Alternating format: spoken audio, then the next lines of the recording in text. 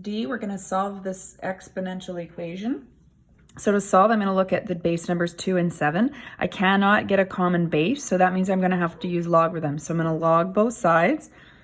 So log 2, 3x minus 1 is equal to log 7, x plus 4. And now I'm going to move, apply the log theorem. So to apply the log theorems, I'm going to move these exponents out front. I need to put brackets around there because this binomial, the entire binomial, is multiplied by log 2. And same thing here, x plus 4 is multiplied by log 7. Now I'm going to use the distributive property. I'm going to multiply this through to clear the brackets. So 3x log 2. Now I'm going to multiply -1 through. So minus 1 log 2 equals, do the same thing here, x times log 7 plus 4 times log 7. Now I want to put all the x's on one side and anything without an x over here. So I'm going to move this over here and this over here. So this is going to go this way.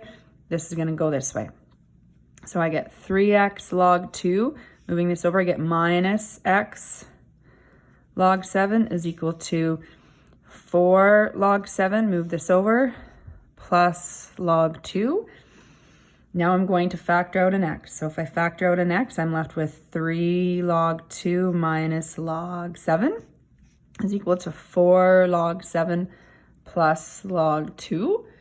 And I want to divide off to get x by itself. So I'm going to divide off 3 log 2 minus log 7 over 3 log 2 minus log 7 over here as well.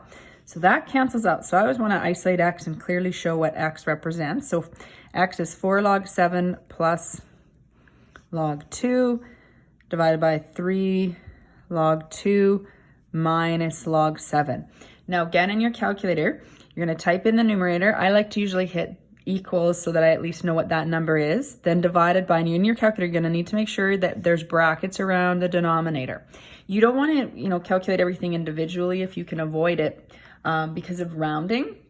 If you did do that, you'd have to write down every single decimal just so that you're not rounding off incorrectly at the end and rounding too early. So I would just type in 4 log 7 and then plus log 2. So like I said, I like to evaluate that part right there. And then I would go divided by, and this is what I'm talking about with the brackets. You need to open a bracket before you put in the denominator. So 3 log 2 minus log 7. So then you close the brackets that you opened and you're going to get 63.4816. So x is equal to, I guess I already have the equal sign there, but that's okay. X is equal to 63.4816.